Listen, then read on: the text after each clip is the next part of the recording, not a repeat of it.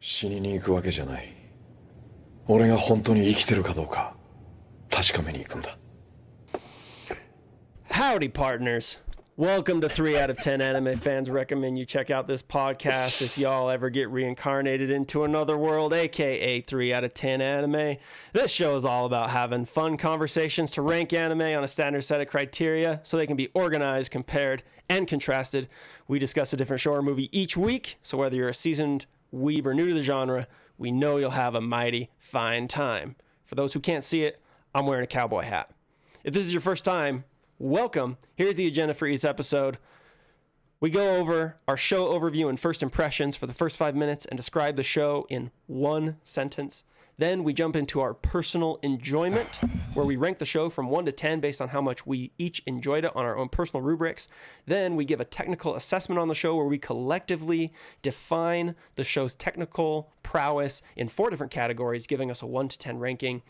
And then we jump into comparisons and recommendations for other shows you should like if you like this one. And then finally, we announce what we're going to be doing for the next episode. I'm Brett. I'm Skylar. And I'm Braden. And we are your hosts from the good old USA. We each have varying opinions, tastes, and backgrounds, which should result in some interesting and relatable dialogue. No matter who you are, we're grateful you're joining us for our discussion about this week's show, Cowboy Bebop, the anime, and only the anime. A space western neo-noir on Netflix. We are covering the 26 canonical episodes only. No movies, no OVAs, no real life Netflix adaptation, just the original. And we're going to cover the whole thing, so spoiler warning, expect spoilers. If you don't want them, you should pause, go watch the show, and come back to the episode. As a heads up for listeners, there is some mature content in Cowboy Bebop, so if you haven't seen it yet, be aware of that. But without further ado, how would you guys describe Cowboy Bebop in one sentence? Well, Cowboy Bebop is a bop. That's it. We'll elaborate in a minute. That's it. Cowboy Bebop is a bop. Okay. All right. Good sentence. Sky, what about you? A ragtag team of space cowboys just can't catch a break. All right. I like it. My impression of the show in one sentence would be a truly iconic and unique show that for me missed more than I thought it would, but was still an epic good old time. That's my one sentence impression. There you go. Conjunction and everything. So Yep. now our enjoyment. How do we each rank Cowboy Bebop for our own enjoyment, 1 to 10, and then let's get into the reasons. Oh, goodness. Cowboy Bebop. This silly little treasure. Braden, you start. Personal enjoyment, 1 to 10. Personal enjoyment out of 10. This one is going to be my first one on the show of, like, maybe living up to how other people judge things. Because on my rubric, it's rough. You don't get past a 2 if I don't want to fish your anime. You don't get past a 4 if I wouldn't recommend your show. Cowboy Bebop lands as a solid 9 for me because it's just that it's not exactly the spice. It's like a nice dark chocolate that I just want at the end of the night. And every time I watch it, I'm just sitting there like, oh yeah, I look forward to watching just some good old Cowboy Bebop. That's my happy space. Heck yeah. And so I gotta give it good. I gotta give my boys some good. They did good. All right. Skylar, what'd you rank it on 1 to 10? So on a scale of 1 to 10, I ranked it a 6.5. So for me, part of the way that I rank my enjoyment is just off of, number 1, how I felt while watching it, and number 2, how likely am I to go and rewatch it? Because for me, if I liked something enough that I'm going to go and watch it again, then yeah, it's going to be ranked pretty high. And so for Cowboy Bebop, it's an okay show, which is my 6.5. Generally enjoyed the show, but has many problems, severely detracted from the experience. Whereas 7 is a show I liked and might recommend, not likely to watch again. And so it's somewhere between that range. I would say it's probably closer to the 7 than the 6, but still 6.5. Okay. And my personal enjoyment was a 6. So for me, a 6 is a good show that had enough positive things going for me to keep me watching, but it either lacked certain enough things that were exciting or enjoyable to me, or it had enough negative things that really prevented me from enjoying it, and it actually caused me to be disinterested. So for me, I give it a 6 out of 10. And I'm just going to start right here by saying 2 disclaimers for everybody listening. Disclaimer number 1. All of us watched Cowboy Bebop later in life. So the nostalgia factor was not there when we watched it. And I know that for a lot of shows like Cowboy Bebop, Trigun, Dragon Ball Z, Gundam, The classics. yeah, the classics, there's a big part of it that's nostalgia. And so just so everyone knows, for us, we didn't watch it early in life, and so we don't have the same nostalgia factor. I didn't get into anime until just a couple years ago, and I'm almost 30. So that's one point. Point number 2, you probably already noticed we're going to have some hot takes on this show. We're not dogging on classic anime. We're just sharing why we enjoy and don't enjoy certain things. It's personal preference. It's our own opinions. But let's start diving into And what you guys can be wrong, but whatever, right? So, and the enjoyment one is not one we agree on. It's the technical that we work to agree on. But that being said, what did you guys? What made you give it a 9 and a 6.5? What caused you to have those scores? Skylar, do you wanna start, or Braden, do you want to start? Yeah. There's a lot to talk about with my enjoyment of this show. Let's start. Let's start with my low point. Let's start with the weaker of the side, and that is man, those are just some characters, aren't they?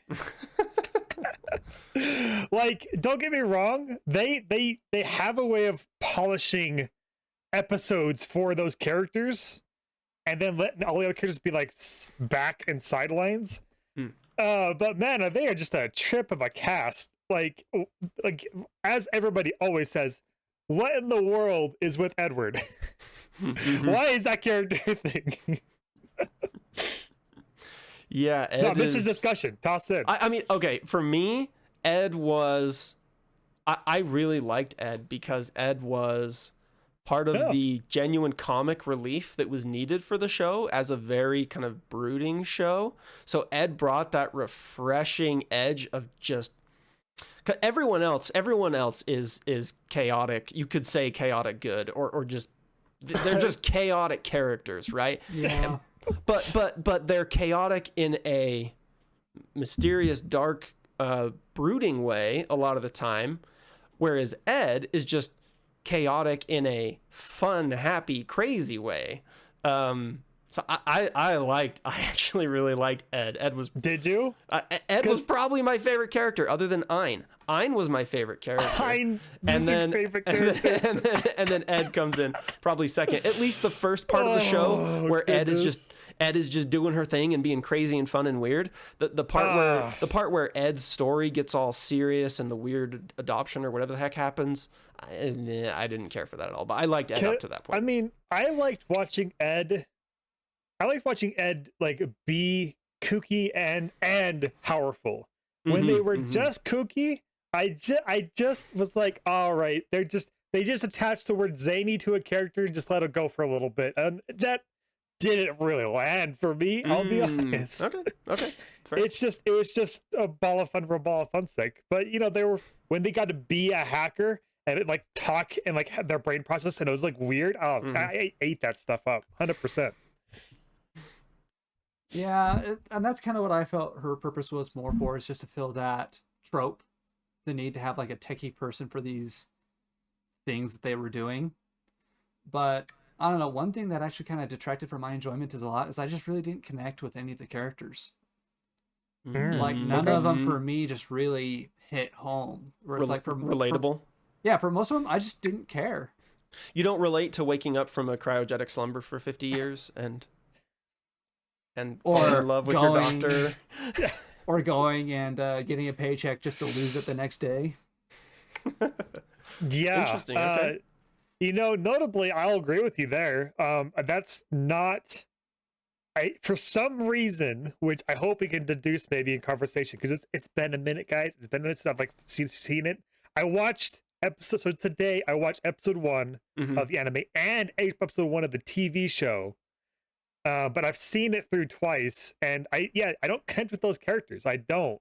Not like I do with like Beastars, the show we're currently watching for Anime Club, as our weekly bi-weekly side gig. That's gonna be a good That's gonna be a podcast good one. episode. I don't like Spike Spiegel. He's like he's like almost an edgelord, but he has that like quirky comedy that him and Jet have. His I don't know, co-pilot or whatever the relationship is. That I don't have any of that. Some parts of me wish I could, but that ain't me. Well, and I guess for me, or it's like, out of anybody, I probably liked Jet the most. Okay. Yeah. The mom of the boat. Essentially, because ironically, it's like he was the most stable of the crew. He was the father. He was the, hey, you're being stupid, and I'm the one person that has any semblance of stability in this show that holds everybody together. Oh man, because like they already had Spike and Jet already had their dynamic, and they're already like, okay, we're kind of on the edge here. We're like living pretty rough, and then Faye Valentine comes in. Yeah, and she like, I don't know. I get the read I'm supposed to have that she has some attachment to that boat of like driving with them, but it just ain't there, and it's not in her character, and it's not how she interacts with them, and that, I mean, again, it's just chaos. It just tosses more scenarios of potential there, without really connecting to them yet. Yet all that, and then there's Edward, and then there's this dog that's a genius. Yeah, I don't know. For me, go ahead. I don't know if this is what you were trying to communicate, but I think it was for me. Faye was a miss for me. I didn't. I was annoyed by her 80% of the time she was on screen, and she's actually a big reason I didn't enjoy the show. Okay. As much. I want to hear. Yeah. I want to hear more of that.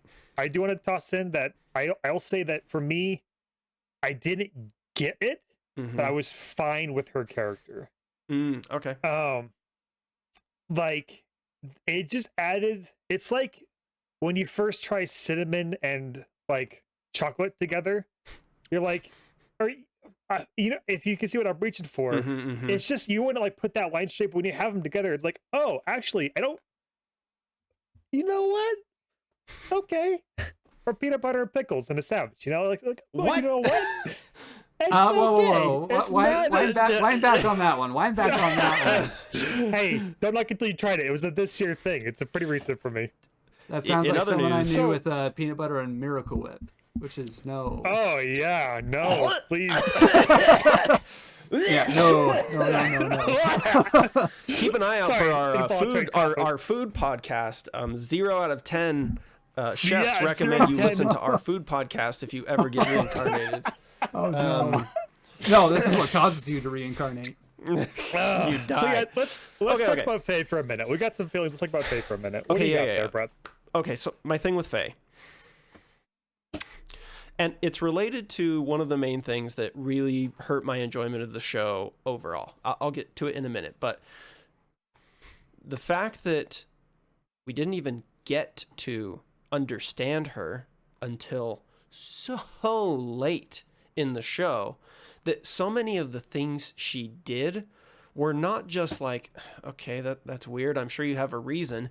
It got to be like, okay, why are you doing that? That's just dumb. That's just stupid. Like, why would you do that? And I'm sure there's a reason, but it's been 15 episodes and we still don't know why you do what you do. So like it got to the point where like I needed a little bit more of her to understand her. But then when they finally did explain who she was, the reason to me, like her whole backstory wasn't even that fulfilling for me. So I ended up caring less about her after knowing, because I'm like, I suffered through all of this annoying, questionable decision making and aggravating attachment to certain things, and it wasn't even like the backstory wasn't even worth it. Like, so to me, I just really, those are some of the reasons I didn't really vibe with her character. And that's, Go ahead. Sorry. Go ahead. Sorry. it's a lot of the same reason for me, is that there are a few reasons that you usually watch a story. And for this one, the reason you watch Cowboy Bebop is for the characters, for the people. And so for me, where I didn't really care that much about really any of the characters, that made it hard. I want to toss in. I did not really find much significance from learning her backstory. I did. Like it she already was who she was going to be for the episode without any of that backstory like affecting what was going to happen. It's like she did, or like she allegedly stole like significant amounts of their bounty from them time again. She latched onto their ship and kind of just bummed off them and their food. Smokes, it's been a minute. All redeeming qualities, yeah. All redeeming qualities, yeah, exactly. And that's, she does not need them. and that's kind of where I like. Okay, you said with Ein, or excuse me, you said with Ed. Why are they even there? What's the point? I felt that way with Faye. I'm like, why is she even here? Why do they keep her around? She does something redeeming once every 3 episodes. What's the point? Yeah, and honestly, it seems like because it was such a French thing to me, I almost feel like it's a hit or miss kind of thing. A French but thing? I do want to toss that. No, a hit or miss. Like it's either like a note that you get, or it's a note that it's just not your taste. I was surprised to find she was like, her character and how she worked was my taste. Yeah, that's interesting. And I think I allowed a lot of her because I get this sense of like wanting to belong in a place, but not know how to convey that. Faye does that. Well, that's an interesting point. Yeah. Because, I don't know, one thing, figuring out how to phrase this, because there is a very, very popular theory out there. I don't remember exactly which category it's in, but it's like the pyramid of needs. And one of the base Maslow. needs, I think it is Maslow's. It's Maslow's hierarchy of needs. Yeah, and in the hierarchy of needs, the sense of belonging is a very base need that everyone needs. And so most stories in some way or another is about that sense of belonging and finding a place where you belong. And that theme is something that, again, a lot of stories really spend a lot of time developing and putting forward. But I guess here, I just didn't get that. Okay. I do see where, like for me, I actually do see where Braden's coming from. I see how it would be missed. Like I see why you said you couldn't get it. I've never thought of Faye that way. And so, Braden, that's a super interesting take. And I see how that could cause one to enjoy her character more. It doesn't make me enjoy her character more, but I see how someone could enjoy her character more because of that. Yeah. Now, we keep using this funny word in this anime. Story. Okay.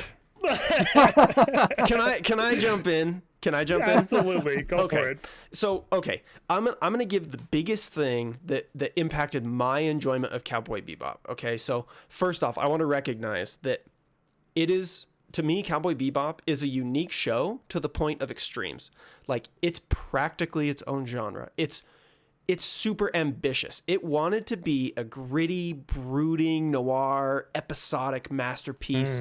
And to me, it did that. It hit that bullseye square in the middle with exceptional execution. But despite that, the drip feed approach to the A plot, to the story, and the complete episodic nature, like its hardcore commitment to the episodic nature, for me made it really hard to stay interested in watching the next episode, because you would only find something out about the Red Dragon cult every like 5 episodes if you were lucky. And I just wanted more of the main story, and it's like, oh well, the main story is these characters going off and doing their own thing. But to me, it got boring. It got just kind of like, I want the, and it also made the characters really static, which to me was painful as well. So if we're talking about story, is the story good? Yeah, I think the story is good, but the way that it was just this drip-feed episodic thing made me, it felt like I was eating through an IV. I was always hungry for more. Well, and that's to my point earlier, where it's like, this is a show where if you like the characters, you'll have a great time. You'll be fine. But if you don't, then it's kind of painful, because I've watched anime where, yeah, the story, there was not a lot going on with the story. There was not a lot of development. There just really wasn't much of anything. But I liked the characters enough that that's why I liked it, is because the characters were what is why I was watching that show, and was also why I enjoyed it. And so with Cowboy Bebop, where the characters just didn't hit those right notes for me, that's why for me it just didn't quite hit what it needed to be. Is because, again, the characters didn't quite hit with me. If they did, then like you said, Brain, yeah, it probably would have increased my enjoyment a lot. Brayden, what about you? What about you with story? Oh, I mean, so really, when it comes to like saying, all right, here is the Cowboy Bebop story, it is episodes, what is it, 25 and 26. Yeah, pretty much. Yeah, It is yeah, right over there. Yeah. Yep. And then they're like, all right, here is a story beat, and it's like swoosh. You're like, all right, we're going. This is not what I signed up for, but it's my character, so here we go. Woo! And yeah, it's this big dramatic noir sequence. I mean, besides that the notes have already been played, even if they weren't like the centerpiece of all the rest of the episodes, I recognized that it was still Cowboy Bebop when they did that. However, it was not. It like Edward got booted out of the last 2 episodes. Yeah. For instance, like just gone. And the other characters, everyone got booted out of the last 2 episodes. There was the farewell sequence on the ship. yeah, Where Faye is actually emotional about Spike for the first time and truly like upset, and then Jet, of course, is dealing with it in his way, but everyone's kicked out of the last 2 episodes because it's Spike's. So besides the only justification I can see is that they wanted some leaving off for some, I don't know, just some hook to like say, all right, there's even more than what we've already given you to this world. There's this deep story thing that we're just going to give you some juice of and then move on. It's not what we've been done at all before, but it's there. We can do that. I mean, it was good. It was fine. It was a fine story, the last 2 episodes. The rest of it, I don't like, besides a very loose line of like, let's see, I'm trying to think, the Bounty Hunter TV show eventually closing down at the end of it. Like, that's the biggest story arc that overlaps the whole thing. Oh, yeah. And I'll toss this out there. I wouldn't say that they didn't do any story the whole way through, because that's what made me want to keep watching, was like, because the first couple episodes it shows Spike faking his own death, right? And so, but then nothing is mentioned about it for 5 more episodes, and I'm like, well, what the heck? Like, did he die? Did he not? Like, did he come back to life? Is he a cyborg? Like, what the heck's going on here? And then you don't learn, and so like they just give you little teeny bits of the overarching story. So like for me, if the beginning of the show showed Spike falling in love with Vicious's girlfriend, and they both make the pact that they're going to get out of the gang, they're going to run away, and Vicious goes on a rampage, and then you see Spike fake his own death and you know all of that, and then all of a sudden it jumps into the episodic, like Spike is off doing his thing and being a bounty hunter, and then you get those glimpses of who he used to be. I would have enjoyed the show way more than waiting to get teeny tiny glimpses all the way until the end. Because even when Vicious shows up for the first time, you still don't know who he is. And so like, Nope. and I get that's what they were trying to do. But for me, my personal enjoyment, if they did the show in reverse, basically, I would have had a lot better time with it. I would have been vibing with it way more. Actually, now that you said that, you actually kind of make me think of the Avatar: The Last Airbender. The reason is because what is the theme song?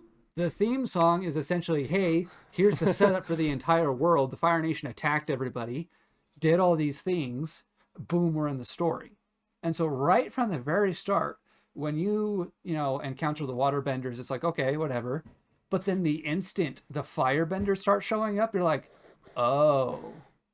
We already know a bit of that background, so we know what's going on here. And then what is it, like the third season when the Fire Lord finally shows his face? That's a big moment because, again, by the time that happens, you know everything this dude has done. You know just how bad of a guy he is. I'll take all that. Take all of that. Yep. And you could call me a small brain anime watcher for me wanting to enjoy something by having more context, more A plot. But I'm a really A plot driven person, like Skylar was mentioning when it comes to characters. I want to feel, taste, smell, hear the characters. I want to like know why they do what they do. And even if I don't yet, I want to be constantly pulled into the story rather than just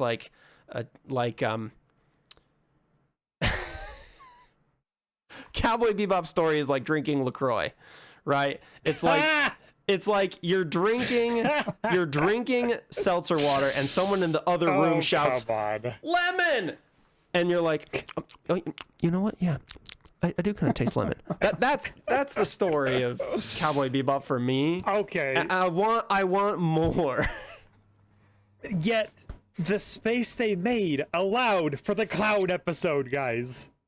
The clown episode, guys. Hey, that crazy super villain that swoops in and has this crazy gunfight with all the characters for whatever reason, and then they're just done with him. I'm gonna say the mushroom episode, dude. It was pointless, but man, it was a hilarious good time. I like that. Needed that episode halfway through. The living food episode. Just to wind episode. Just to wind the thread closer. Also, that's one of the most memorable episodes in Avatar: The Last Airbender. The which one? The cactus juice, whatever.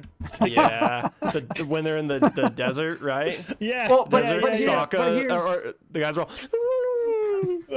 Yes. Yeah. But here's the thing: Avatar: The Last Airbender is an episodic story, where it's like each episode has its own self-contained plot, but there is a very much, a plot, but that is integrated throughout, the episodic encounters all the way through the series. I think that the transition happens, I don't know, second season, third season, where they fully transition from, hey, there's really no more episodic things. We're now pretty much full story. But even when they're in full story, there's a few episodic story beats where it's just like this one episode is its own self-contained story, but it still ties back into the A plot. I like throwing you guys this. I like the note that you brought in, Skylar, with bringing up Avatar, because that I believe that's what you guys want. Oh yeah, I love Avatar. I enjoyed Avatar. Want this one to reach for. But I did. I but guess that doesn't. But that to me, just to clarify again, that doesn't to me mean I think Cowboy Bebop is bad. I think that what it was trying to deliver, it delivered excellently. It's just that genre of storytelling is not my cup of tea. Yeah. And I guess to that point as well, where it's like, again, with Avatar, where it's like, even in the beginning when I didn't really know the characters, when I wasn't attached to them, I still knew what they were trying to do. I knew what they were working towards. Whereas with Cowboy Bebop, they felt aimless. And that their only real goal was just not being broke, essentially. Yep. And so, you know, I remember for a long time being frustrated. It was like, come on, just give them a victory. Just give them a win.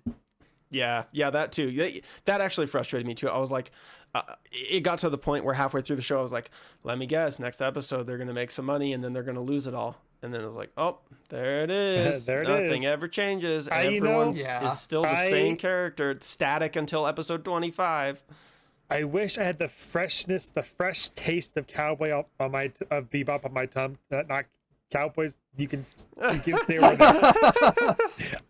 We ain't doing that. I appreciate the offer, but no, thank you. I wish I had the fresh Cowboy Bebop taste on my tongue, just so I could like give and gush more about the episodes. I don't have that right now.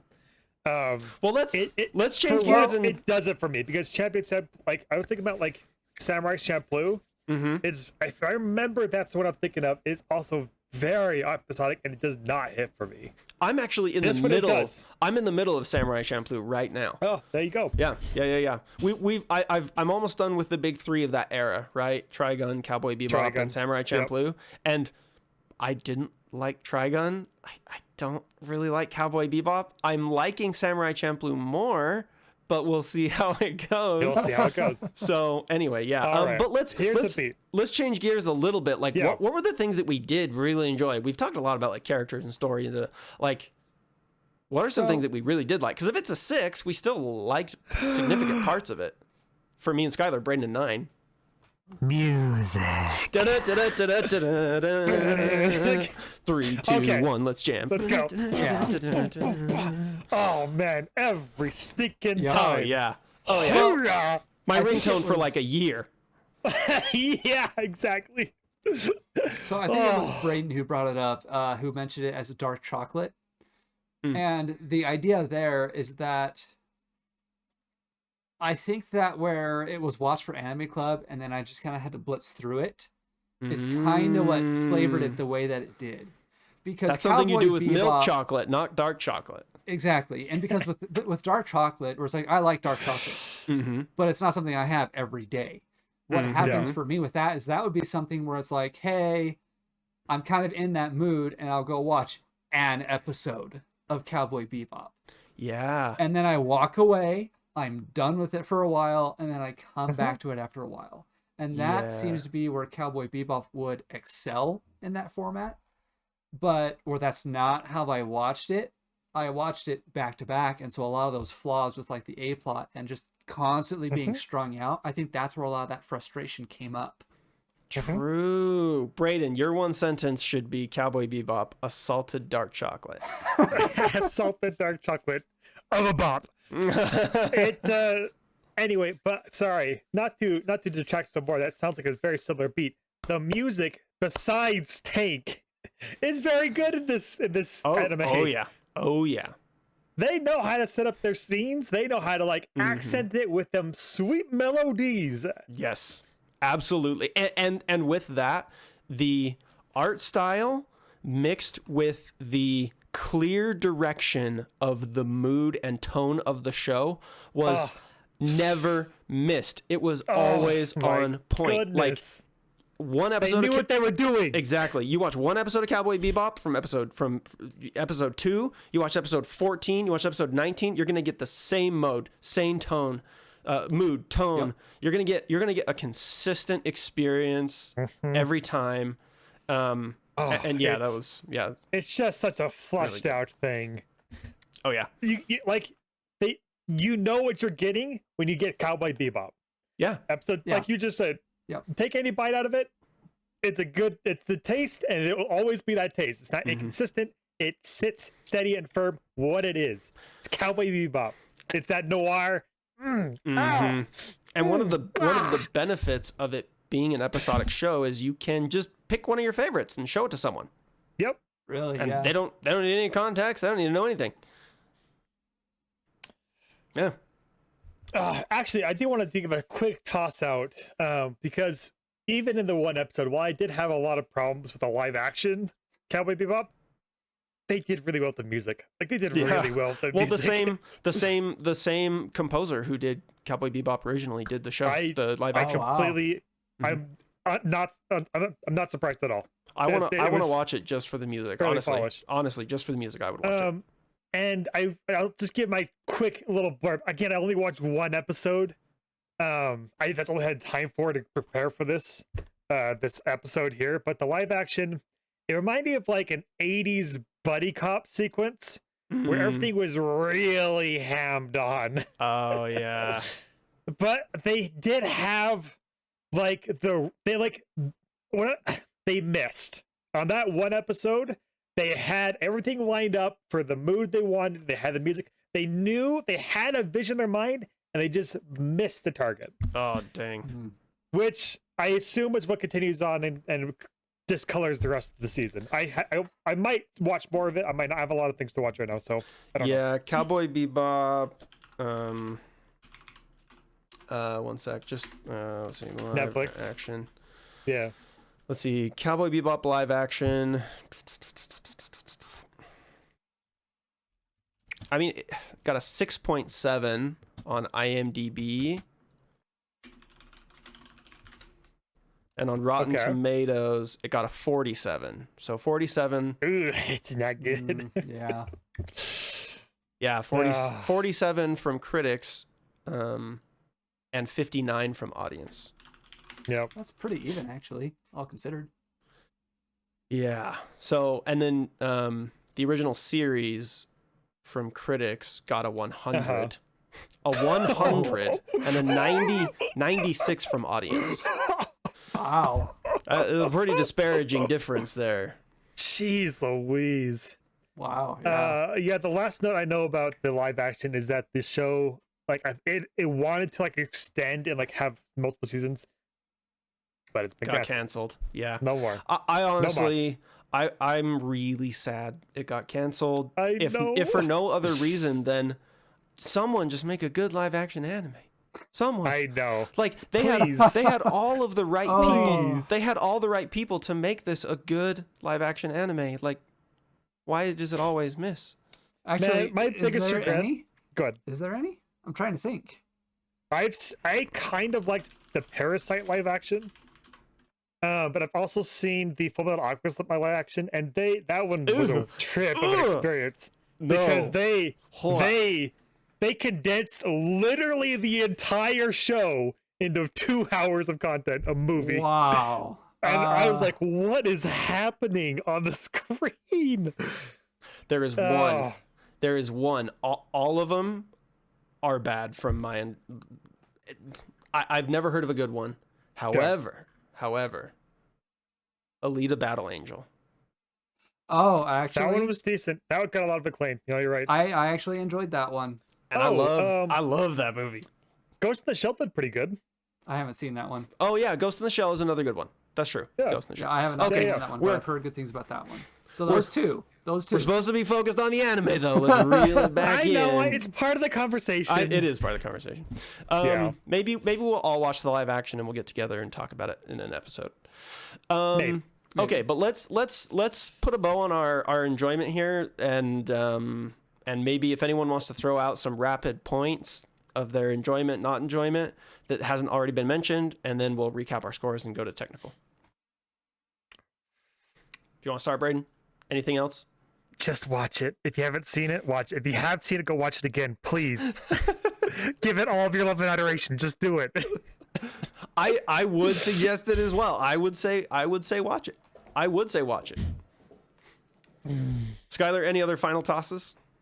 Nothing really comes to mind. I think my points have pretty much been addressed.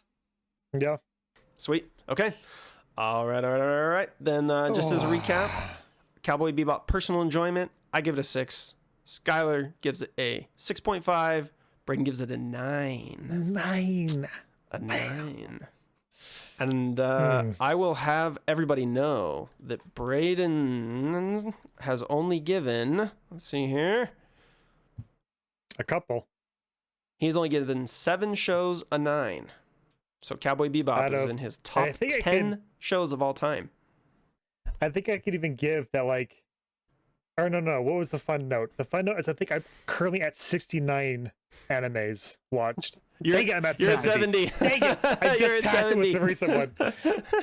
With whatever we just rated. I had glory for a moment there. Okay, so let's move on to technical. So just as a reminder for everyone, you can find both our personal rubrics for enjoyment and our technical rubric linked on our Facebook, Twitter, Facebook, YouTube, all those places.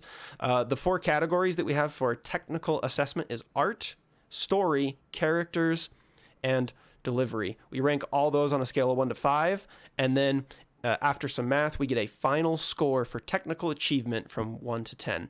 We're going to start with art.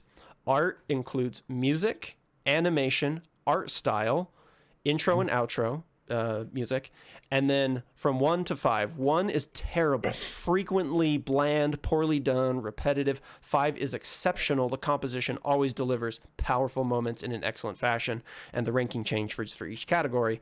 But for art, what are we thinking? Uh-huh. I would give this anywhere from 4.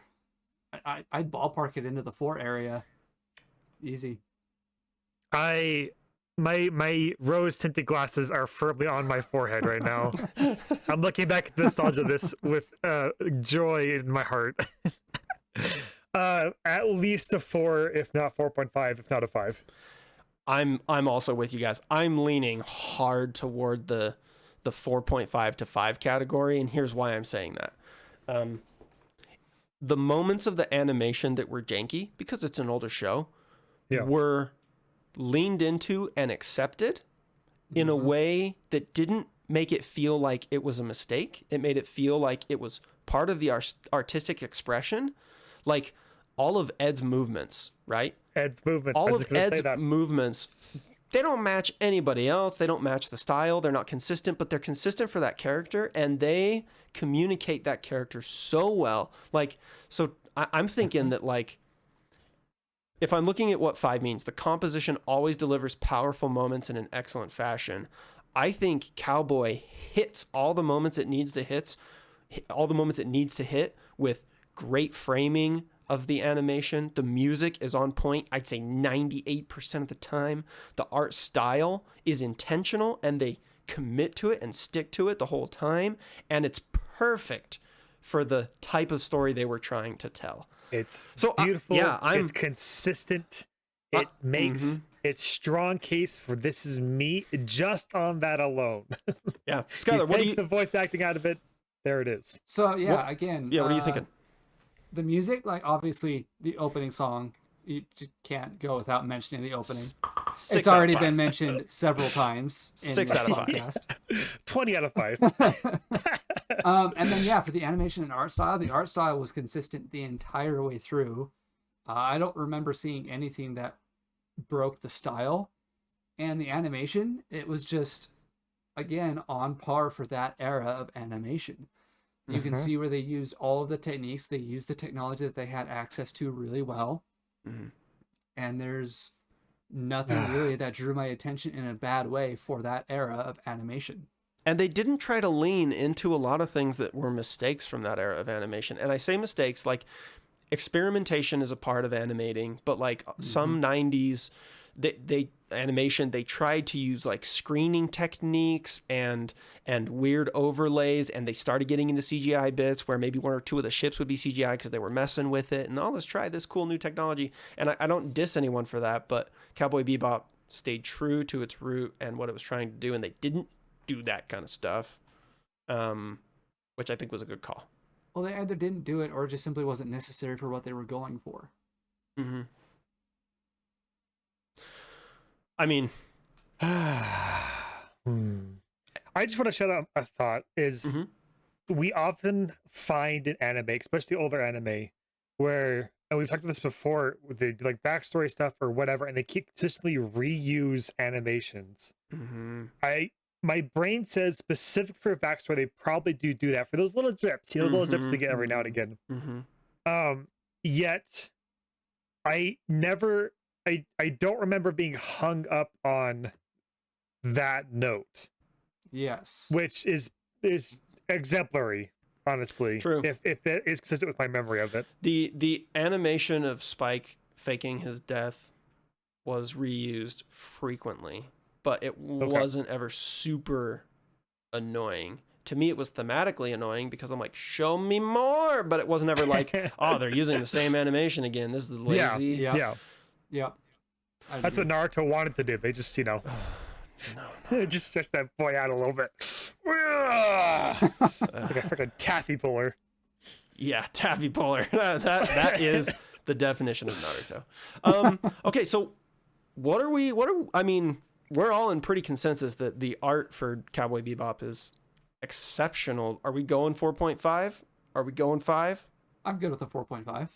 I think I'm good with a 4.5 because while I do gush about it, there are only a few notes that I can like consistently like point to as an always experience in the bit. Like it watches as a high bar for me, but not watches as the most memorable, iconic moments. Like when I think about when we watch IQ, when we get those characters a 5, I remember that team. I remember this team. I remember his interaction. That's what made it a 5 for me. Yeah. This one, I don't hold those memories. I just know they have a high bar. Yeah. I'll give them a 4.5.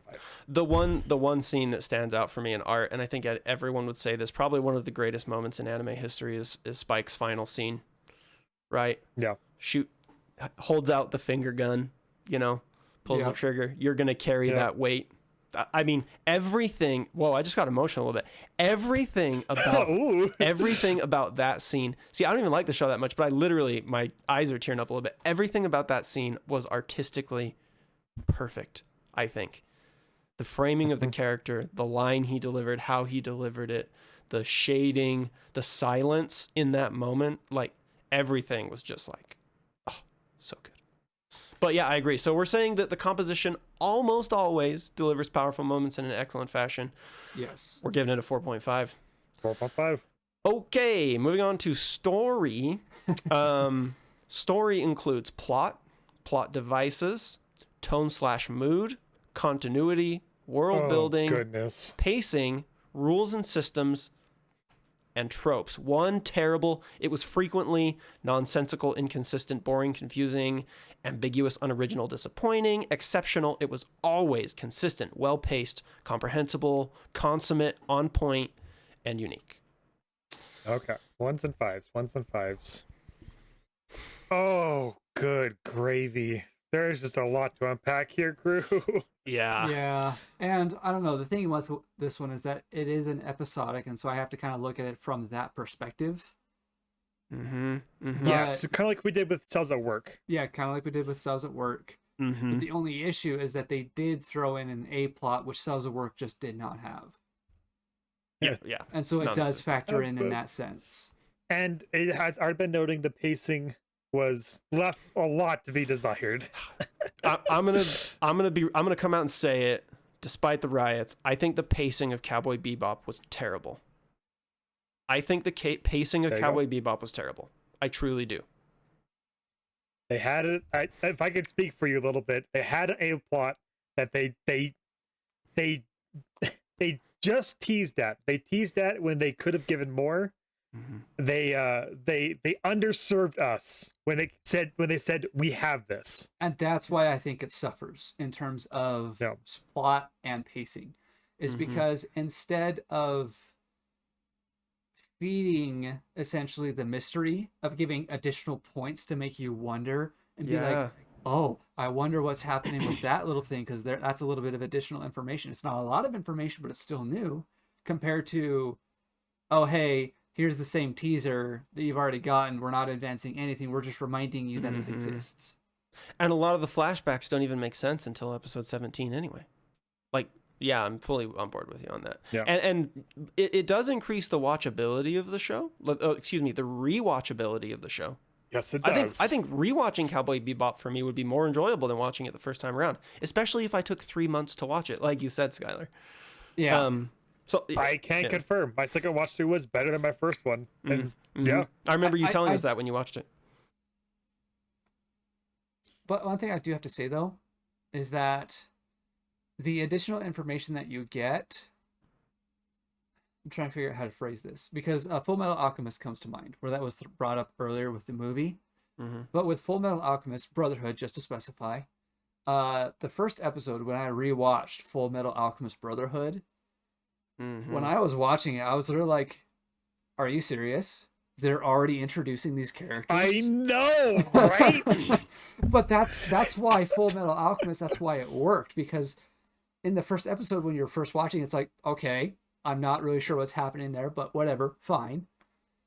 And then when you rewatch it, that's when you get that, oh, I understand what's happening now. And again, there's so many moments like that in Full Metal Alchemist where when you rewatch it, you're like, oh, I know what's happening here because I know what's going to happen. And this hits differently because I know it's going to happen. With Cowboy Bebop, again, they didn't do that because there wasn't anything new happening. Now, I do want to temper you, and it's hard to line those two up because one is I know. episodic, I know. and one is very not episodic. I know, but my point is that when they were doing those teasers, that's kind of what I'm getting at, is that instead of doing those teasers, if they even introduced one new piece of information, where it's like Spike sees something, and then that specific thing is what triggers the flashback, those are like those little breadcrumbs of trails. It's like, okay, why did that trigger him? Why did that cause this scene of this flashback? And you see him like have that physical reaction to whatever that trigger is. That would be enough of a mystery so that it's like, what's going on? So that, yes, when you rewatch it and you see it, it's like, oh, that's why. Yeah, that's a good point. If I'm looking at our rubric though, some of the other things that do stand out as being, to me, exceptional, always consistent and consummate. Tone, mood, Yes. exceptional. Continuity, I would actually say pretty exceptional. It was a very continuous show. World building, I thought was also really good. Really good. Like the first episode where Is they that have is that the Las Star Vegas? Ports. No, that is the one with the guy whose girlfriend looks pregnant but has my the bad. drugs, the red vial or whatever. Yeah. And the drug rings, the bounty system set up, the cops and their interactions with the bounties, how the travel works is in 20 minutes, and they just keep going. They keep all that. They know how to keep their pace. The world is set on episode 1. Well, and similarly to that, the rules and systems, where you had the one arc of the old guy who wanted to mess up the company, and so he set the malware to go off when they were updating all the gate systems. Yeah. Plays into that as well. It's a good note. Yep. Man, so I'm having a rough time here thinking about what technical score I would feel good with, because like plot and plot devices and pacing we've kind of really knocked on, but tone, mood, continuity, world building are so high.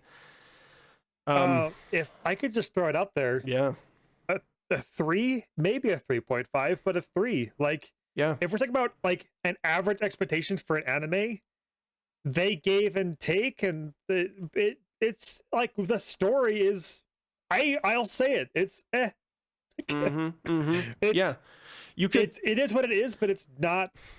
Meh is a good descriptor for me, and so I would be willing to give it a 3.5. Yeah, that's what I'm thinking too. Because like for me, tone, mood, continuity, world building is like a 4 or a 5 or a 5 even. Plot pacing is like a 2 or a 1. So I'm landing at a 3 as well, because it kind of meets in the middle for those things. Yeah, it like story, like you hit it for the mood, you hit it for the art and the experience. You don't hit it for the story.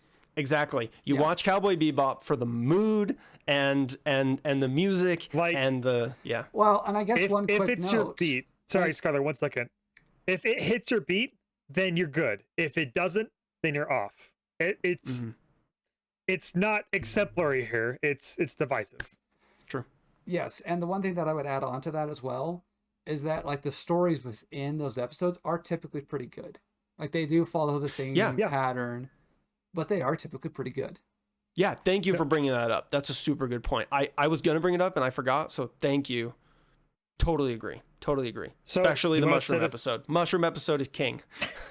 I rewatched that 4 times. I love the mushroom.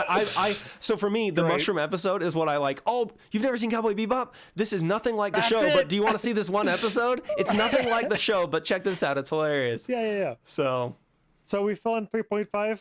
Be happy with that? yeah, I'd feel 3.5, 3 to 3.5. Skylar. Yeah, 3.5. Okay, Lock it 3.5 in. for story. Okay, now we get on to characters. Characters includes design, development, motivation, action/inaction, relationships, and personality. 1 is terrible. Characters are frequently unreasonable, confusing, inconsistent, unreasonably static, dynamic, and goodness. and then exceptional. They're always understandable, consistent, reasonable, adequately static, dynamic, and relatable. No, what are we doing? Oh my goodness, what is happening? Oh, I just realized what a conversation there is to have here. All right. Action and action. Well, Wait, let's start with the easy one. Can we start with the easy Okay. one, Sure. which is I think design, and I think the character design for each design and character personality. was super high. I think Yeah. each character was designed super well. They're consistent. They're Well, design. they're very interactable in the world. Mhm. They're like the writers use those characters to great episode, event, drama, whatever they wanted. They could utilize this little pool they set that up for sure. Yeah, and to that, the design and just the personality that goes with them. Mhm. Like, very clearly defined, very clearly Yes. executed for each character. Thank you. That's my point. Like very clearly defined. Even if I don't. Okay, for example, Faye. I don't think she was a great I don't think technically she was a great character, but she was very well defined. Her design was intentional, and they stuck to it. Yes. Okay, Agreed so to design is easy. We think it's pretty good, but Yeah. Braden, okay, start taking us into the action piece. the good gravy. Like it's hard on one end because those characters exist well in their space and they're powerful in their space and they don't feel like they need a lot of growth. And then they don't do any growth. Like I would love to see some kind of progression out of them. I would love that. My heart would just get all the giddy goosebumps. Even when they were supposed to grow, they didn't. They reverted the next episode back to exactly the way they were before. Yes, correct. Yep. Yep. Cough, Faye, cough.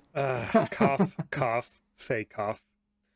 And Spike. And Spike, honestly. And I get that his character was supposed to be a PTSD induced depressed character, and so yeah, he's supposed to be pretty static, but to the point of just overcommitment to static. Inertness. Yeah, exactly. Which is a point that we have a criteria for. Yep. That is something we value in our characters is movement. It again, we love like the parts of the characters that we love or appreciate or we acknowledge sit over there.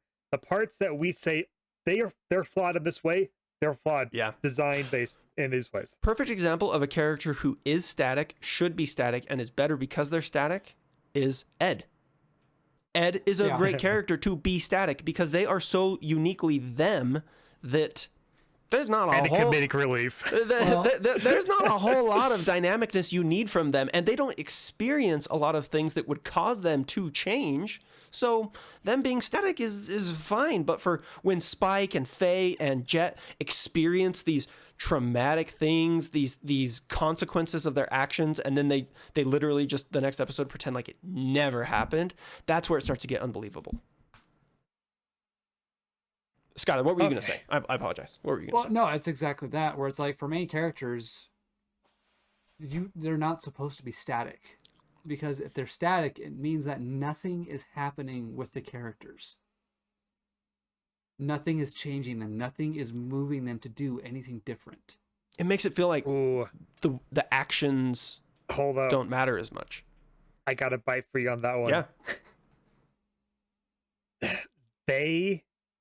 I'm going to say this, not redeeming the score I have in mind for this point. When you do a thing good, you know your taste, you break the rules. I'm not saying that they needed that they have progression, but the tone of the show for hitting as well as it did depended on that mood being consistent, and they utilized that. So I don't want to talk about their inertness in an overall negative tone, but acknowledging that it is not a strong part of the whole experience. Fair. Where the show was intentionally episodic to the point of extremes, having more static characters than not serves that intent better, is what you're saying. Correct. Okay. It's a point against them, but a point they took against themselves. And they did so knowingly. Correct. That was a powerful choice. I would infer that they made. I track with that.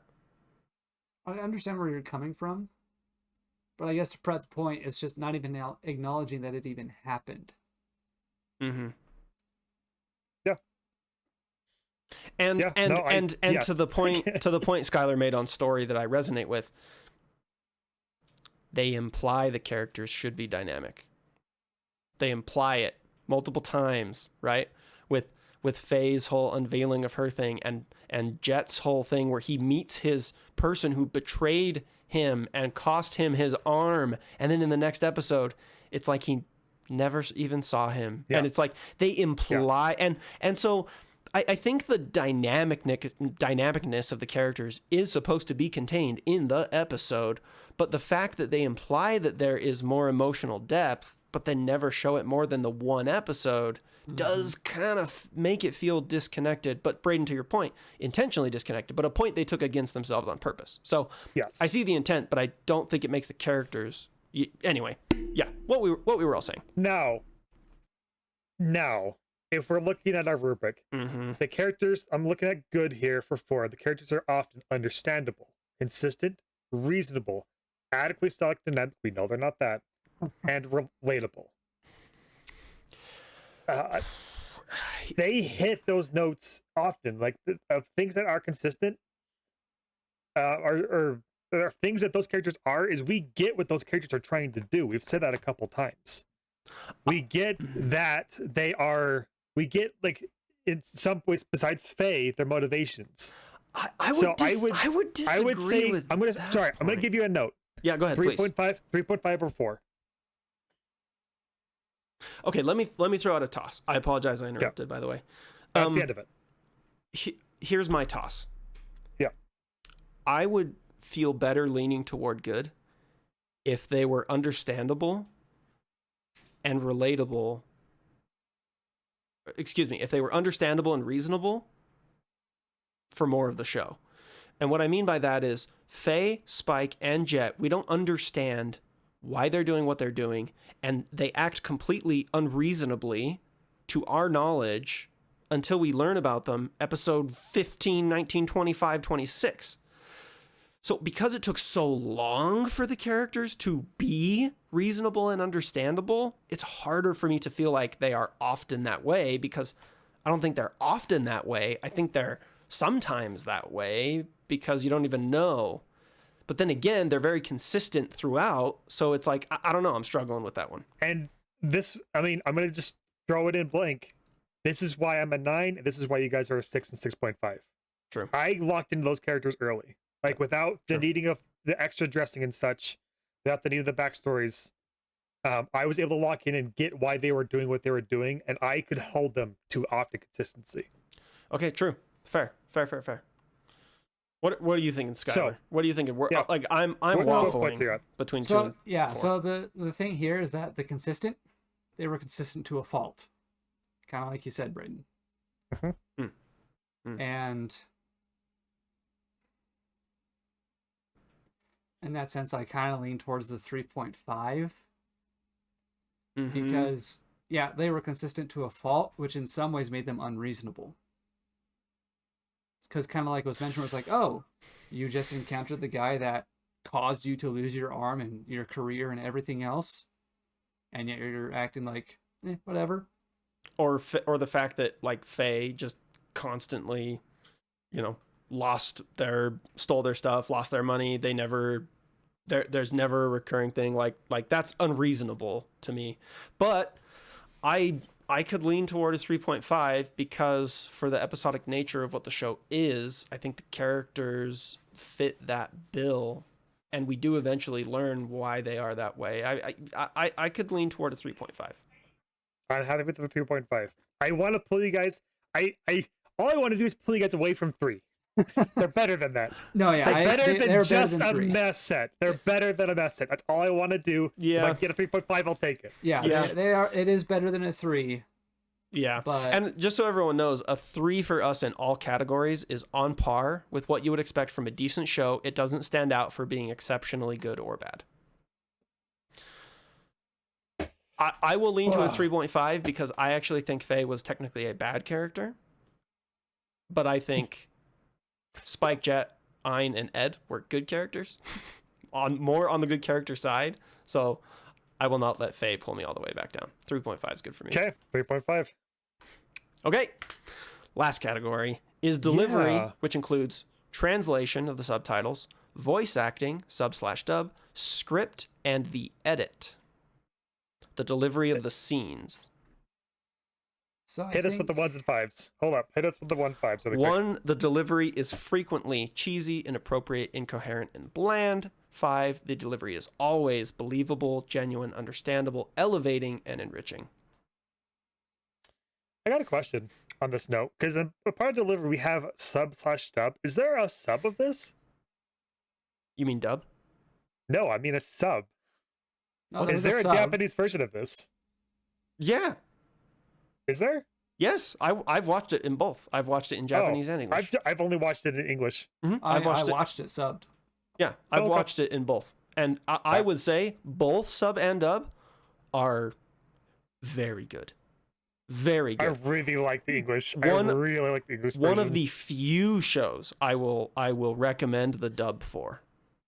I've got like four shows total, and that's it. Doesn't hit the app. I mean, maybe it does, but it doesn't hit the absolute eloquence that our pinnacle boy when it comes to this category, Steins Gate hits. Yeah.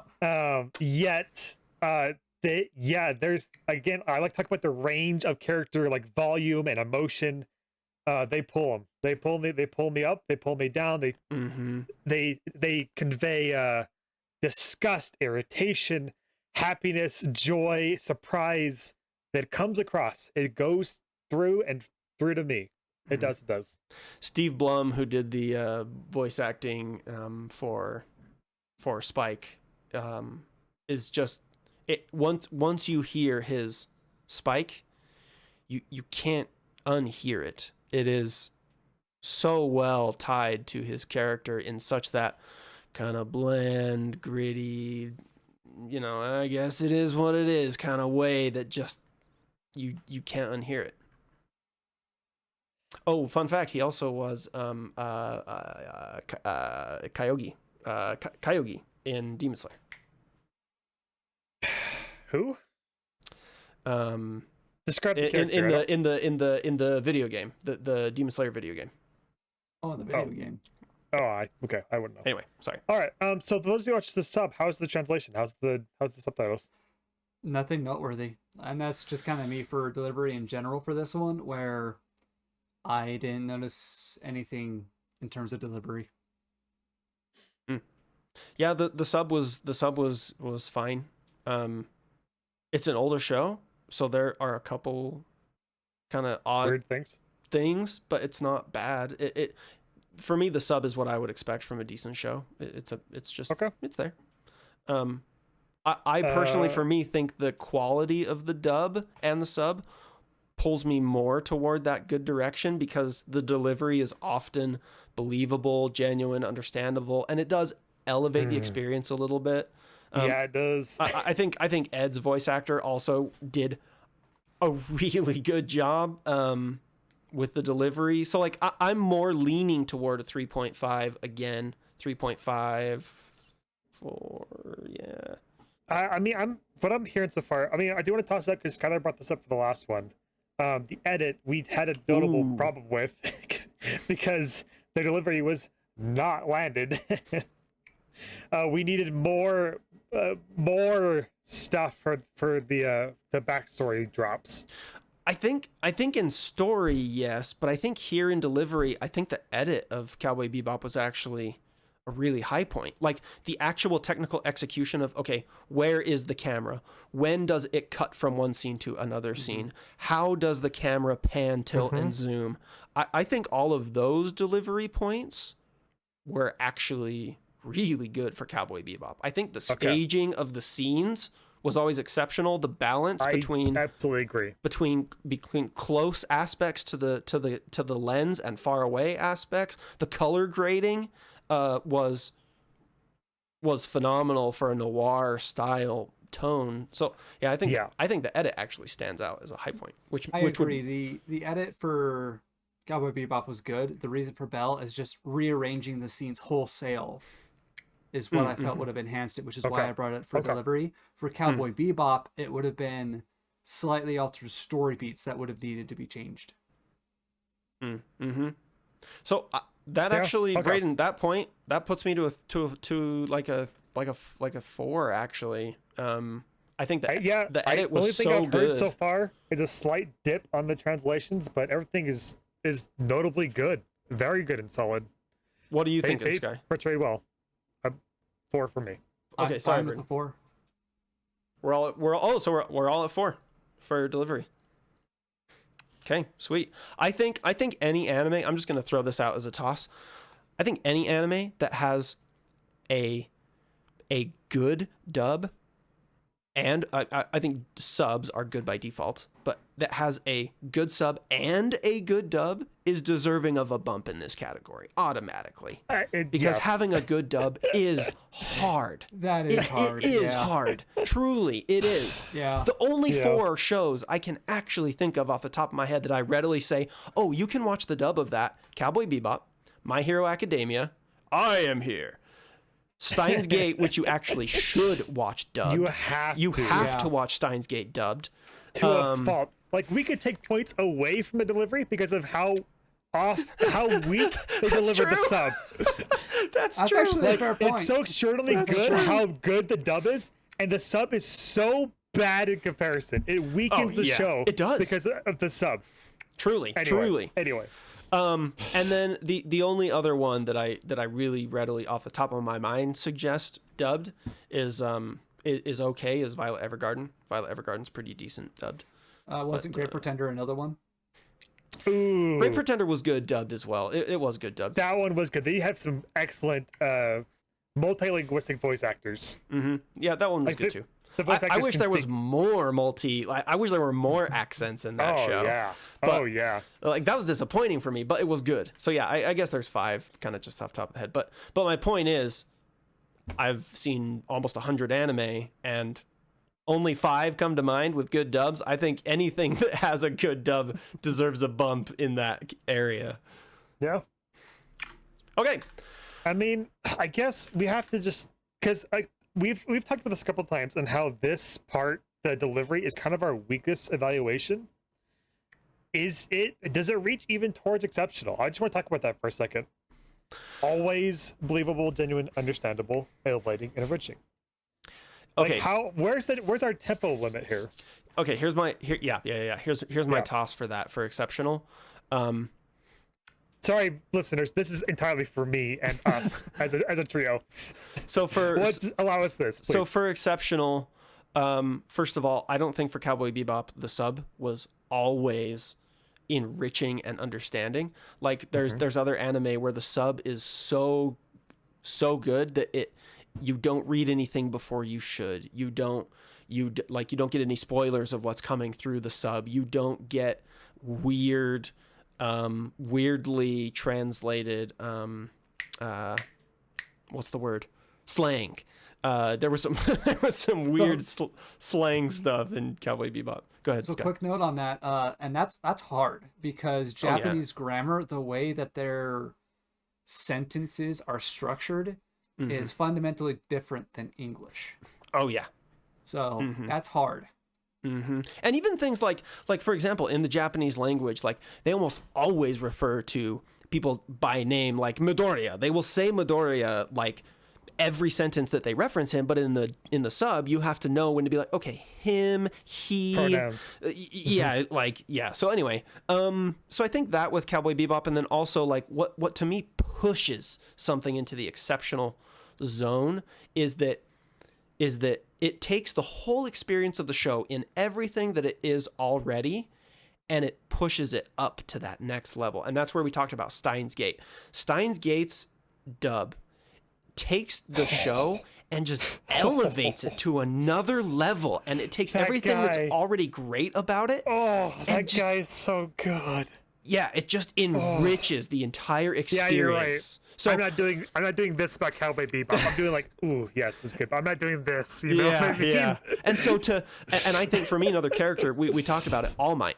All Might as a voice, he enriches every scene he is in. You feel in your stomach that sense of justice like start to rise into your chest, and you want to go like put a flag around your shoulders and like charge down the hill when All Might speaks. That is what I think makes exceptional a category for delivery. Like it elevates it. It is genuine, and it always enriches the scene that person is in. Anyway. Okay. Yeah, no, I'm hearing it. Thank you. And thank you to our viewers for allowing me this. Okay, so we've come to a consensus.